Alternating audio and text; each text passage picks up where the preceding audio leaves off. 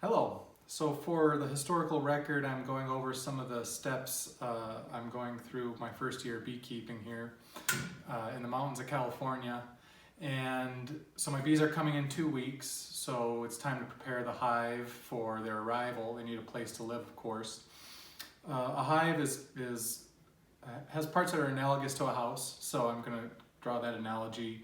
So you can't just put your first floor of your beehive directly on the ground. There might be moisture problems associated with that, or pests might more easily get into your beehive. Skunks like beehives, so keeping them off the ground helps a lot. So when it comes to basically the basement foundation of your house, you want some sort of stand, and here I'm using a metal stand that sits right on the ground. It does have legs that can fit into a standard soup can in case you want to put it in a soup can full of oil. If you're having ant problems or bug problems, they'll just get caught in the oil and can't get up into your hive. But it's a sturdy metal frame that just sits right on the ground, and it basically sets the foundation for your beehive. So the slab foundation of the beehive is this bottom board. Bottom board is exactly that, just a piece of plywood with a shallow frame around it.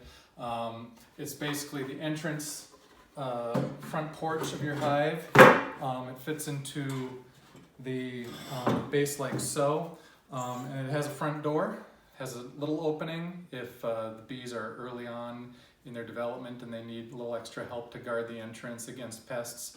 Mice like to get in hives, for example. Then it has a bigger entrance so more bees can get through later in the season. So you just set that right into your foundation like so, and then you're ready for your first floor of your house.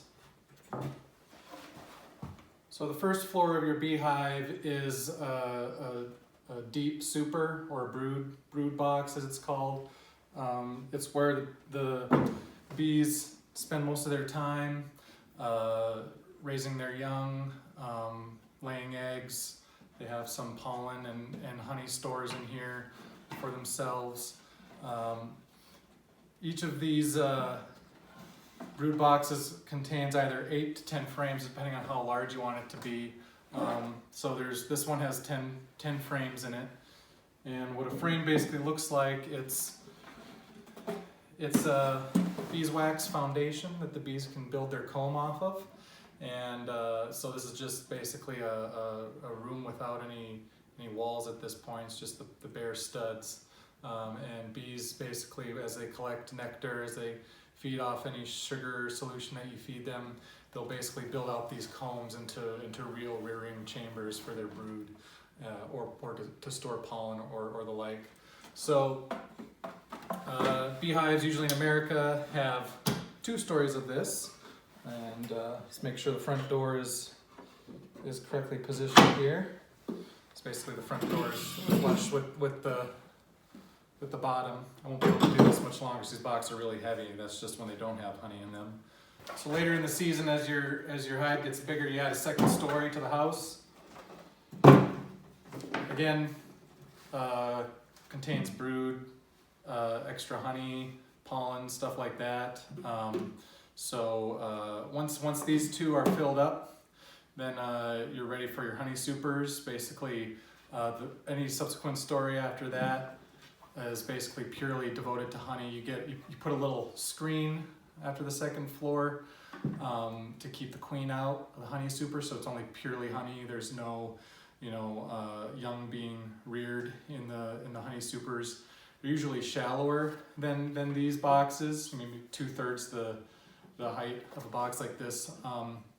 It's helpful because if you were to use a full box like this full of honey, once it's full of honey, it's about 85 to 90 pounds. So that's a lot. That'd be a team lift situation. However, the honey supers, when they're fully loaded, they'll be about 65 or so pounds. That's much more liftable for the individual beekeeper, which I expect to be day to day. So I don't have any honey supers yet. I will order those later in the season, but that's the basic premise there. So the top 2 part of your hive is going to be the insulation and the roof. So on top of your topmost honey super or brood chamber. I'm gonna put this inner cover. It's just, again, it's a piece of thin plywood with a frame, and it has a small hole in it to allow for moisture regulation and stuff like that. So you basically just put that right on top of your topmost super at any given time. And then usually a lot of boxes have like a flat telescoping cover. You know, bees can get out of this hole too, and I guess it adds another route of escape. I went a little more decorative. I bought a garden hive style roof, so it looks just like the roof of a house. It's aluminum that's made to look copper. So next we're going to go into how to finish something like this. A lot of beehives are just painted flat white. Usually that's for heat regulation. These things can be in the sun a lot and it's hot inside there. So usually you want to paint the outside a light color to keep everything cool as much as you can on the inside. But you can go for the natural look. I'm sure you certainly could put this raw exterior out there just as is. I do want this to last a little longer than that. So what I'm going to do is I'm just going to finish it in a spar urethane. I was at the big box store and I was looking at spar urethane. Usually, I guess in the past it was really oil based, but I found that there's water based spar urethane now. I like the water based stuff. It's more compatible with how I like to work. I don't like to, for cleaning or stuff like that, I don't like to work with a lot of mineral spirits or stuff like that. I just try to keep it as environmentally friendly as possible. Also, the water based stuff dries faster between coats, so you can kind of get things done faster. So I went with the water-based stuff. I don't really know longevity, water-based versus oil-based, what the difference is. Oil-based is really a tried and true solution. I finished my dining room table in water-based polyacrylic, and that's held up reasonably well over 7 years of dinners and tabletop games and 2 children banging on things. So figured why not? If it doesn't work, it doesn't work. But we'll give it a shot. Personal protection. Have gloves. It's not gonna kill you if you get the stuff on your hands.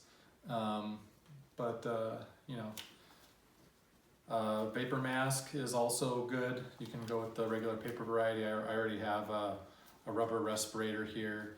I'm much more concerned about my brain cells, especially as I get older, versus my hands getting all gnarly.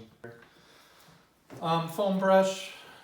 Usually I like to work with, if it's like for furniture, I like to work with a more paintbrush. Foam brushes introduce a lot of bubbles usually into your finish, so it's not as smooth or as nice looking, but this thing's going to be outside, usually looked at from a distance. So I think this will be just fine. Then it's just something I can throw away. Okay, so I've prepared everything I need to prepare to begin the finishing process. Some things to note here. I'm mixing the spar urethane. When you get it out of the can, it looks like a milky white color, but as it dries crystal clear. That's another personal preference between oil-based and water-based finishes. Water-based, again, crystal clear, so you can see the natural color of the wood. It's not going to alter that. Oil-based does add some yellowing and richness to it. It just depends on what you're going for, but here, again, I'm fine with just the natural color of the wood. So it's all stirred up. Another thing to note here, you don't paint any interior surfaces of the beehive.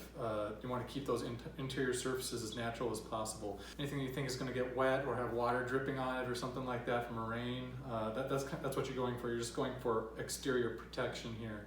So I got the 2 hive bodies. I've got the telescoping cover here. Maybe that's a more optional, whether you finish that or not, but I'll finish it as well. I'm doing it all as one unit as well, just for speed and compactness in my work area.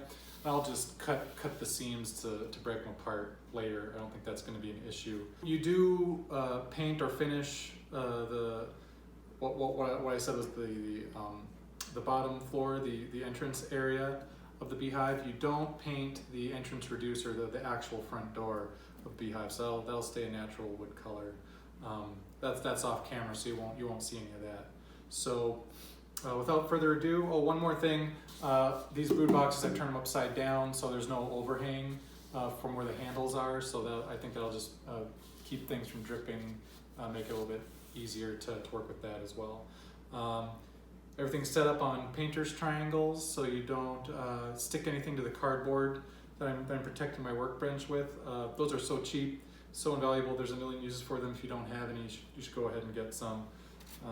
So without further ado, let's get going.